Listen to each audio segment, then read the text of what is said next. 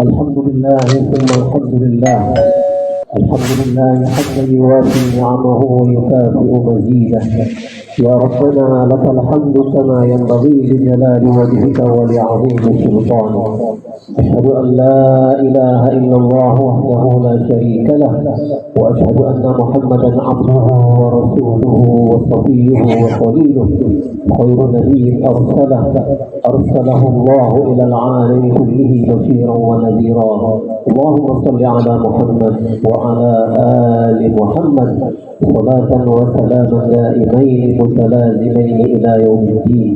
ثم أوصيكم أيها الإخوة ونفسي المذنبة بتقوى الله تعالى.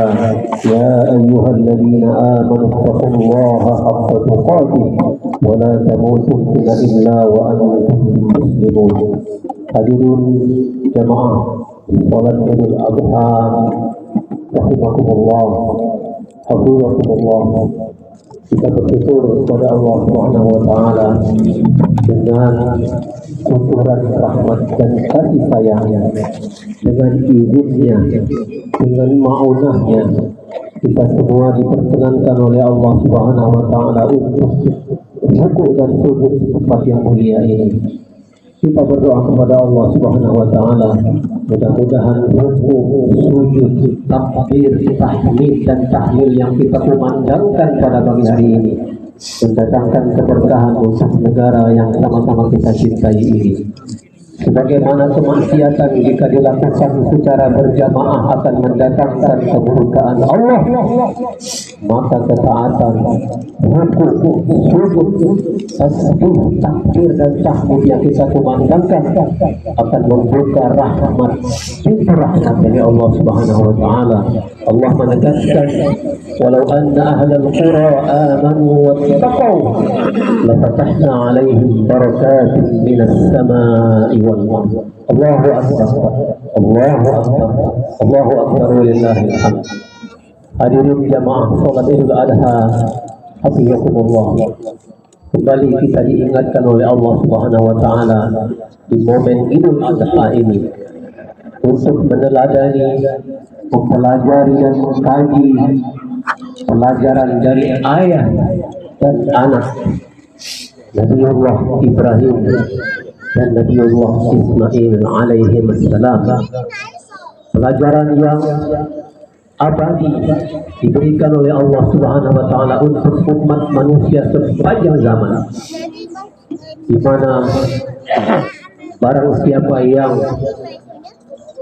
berkorban untuk Allah Subhanahu wa taala dengan seikhlas-ikhlasnya, maka pengorbanan orang tersebut, jerih payah orang tersebut akan ia nikmati keberkahan dan kemudahannya sepanjang hayatnya.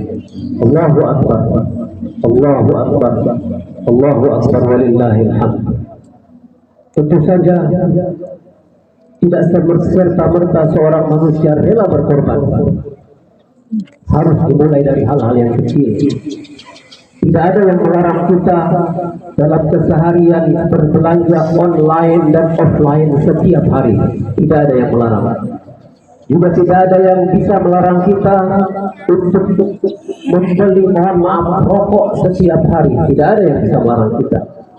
Juga tidak ada yang bisa melarang kita untuk membeli paket data untuk handphone kita masing-masing. Tidak ada yang melarang tersebut. Namun sebagai hamba yang terus belajar untuk muraqabatullah, untuk merasa diawasi oleh Allah Subhanahu wa taala, tentu kita akan punya rasa malu manakala kita mampu melakukan hal-hal tersebut. Membeli rokok setiap hari kita mampu, memberi paket data kita rajin, lalu belanja online dan offline kita rutin. Namun ketika dipanggil untuk berkorban, di hati kita muncul rasa ragu dan mohon maaf pelit. Hal ini memang wajar ketika Allah Subhanahu wa taala menjelaskan di dalam firman-Nya, wa kana al-insanu qatura, dan manusia itu memang makhluk yang pelit. Namun sekali lagi penyakit-penyakit tersebut mampu kita lawan dengan cara perlahan. Anak-anak kita yang ingin menjadi ahlul Quran, tidak serta-merta tiba-tiba menjadi ahli Quran, tidak. Namun perlu bimbingan kita, perlu tauladan kita, perlu ajaran kita, sehingga pada saatnya nanti Al-Quran mampu merindukan anak-anak kita, dan anak-anak kita pun mampu merindukan Al-Quran. Begitu juga orang-orang yang ingin menjadi ahli zikir kepada Allah Subhanahu wa Ta'ala, tidak serta-merta menjadi ahli zikir dalam 1 hari 2 hari, namun perlu riyadhah, perlu latihan. Bagaimana seorang atlet tidak mungkin tiba-tiba ia mampu bertanding selama 10 menit pertandingan. Dimulai dari hal-hal yang kecil. Allahu Akbar, Allahu Akbar, Allahu Akbar, walillahil hamd. Hadirin jamaah salat Jumat yang dirahmati Allah Subhanahu wa Ta'ala.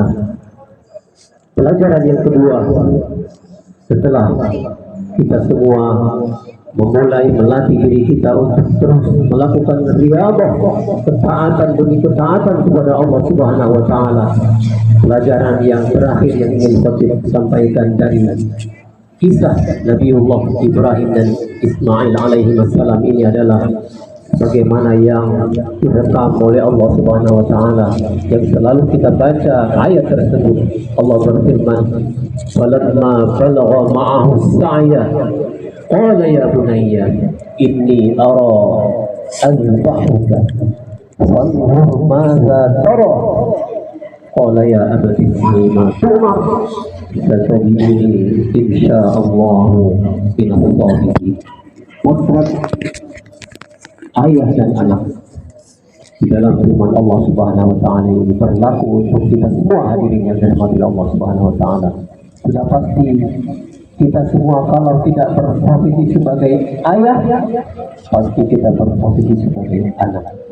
Ketaatan yang dilakukan dua oleh insan manusia ini, sekali lagi saya ingin menegaskan, ia tidaklah lahir dengan serta-merta. Namun perlu tajribat, perlu latihan, perlu perjuangan yang panjang. Bahkan para ulama menjelaskan ayat ini, begitu Nabiullah Ibrahim alaihissalam diperintahkan oleh Allah Subhanahu wa Ta'ala untuk menjemput anaknya, tidak langsung ia laksanakan. Sekali beliau mimpi, beliau abaikan mimpi tersebut, lalu melihat kondisi anaknya. 2 kali juga demikian, beliau perhatikan kondisi anaknya.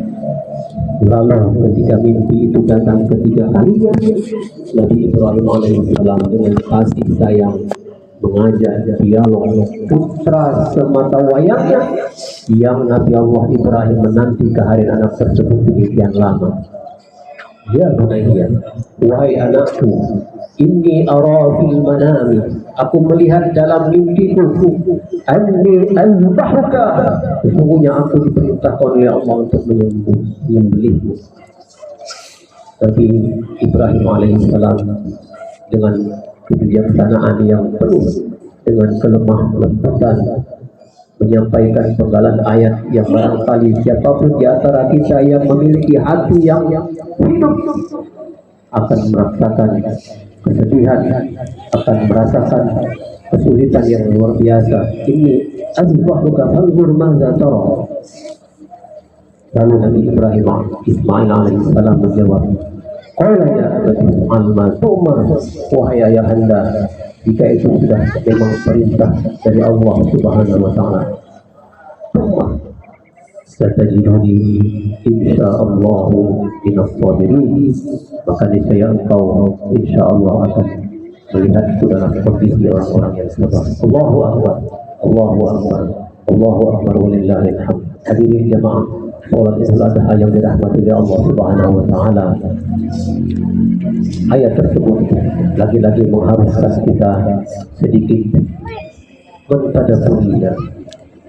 Ketika kita dihadapkan dengan tugas yang maha berat, ketika kita dihadapkan dengan tugas yang tidak ringan, tentu saja pertama kali yang harus kita lakukan adalah memohon perlindungan, memohon pertolongan, memohon rahmat dan ma'unah serta inayah dari Allah Subhanahu wa Ta'ala. Sebab jika kita hanya mengandalkan diri kita pribadi, وكان الإنسان ضعيفا وخلق الإنسان ضعيفا. Allah Subhanahu wa Ta'ala menegaskan bahwa manusia diciptakan sebagai makhluk yang lemah. Oleh karenanya, di samping kita terus-menerus memohon kekuatan dari Allah Subhanahu wa Ta'ala, memohon rahmat dari Allah Subhanahu wa Ta'ala, ini yang tidak boleh kita lupakan dalam kita berinteraksi kepada Allah Subhanahu wa Ta'ala. Mohonlah rahmat Allah Subhanahu wa Ta'ala itu dengan sekecil apapun ibadah yang kita lakukan, karena dengan rahmat Allah lah semua pekerjaan yang tadinya berat akan menjadi ringan. Pekerjaan yang tadinya menurut logika kita mustahil, tapi dengan pertolongan Allah Subhanahu wa Ta'ala semuanya itu akan dimudahkan oleh Allah Subhanahu wa Ta'ala. Hadirin jemaah salat Idul Adha yang dirahmati oleh Allah Subhanahu wa Ta'ala, akhirnya marilah kita tutup khutbah yang singkat ini dengan sama-sama bermunajat kepada Allah Subhanahu wa Ta'ala. Kita ketuk pintu rahmat Allah Subhanahu wa Ta'ala.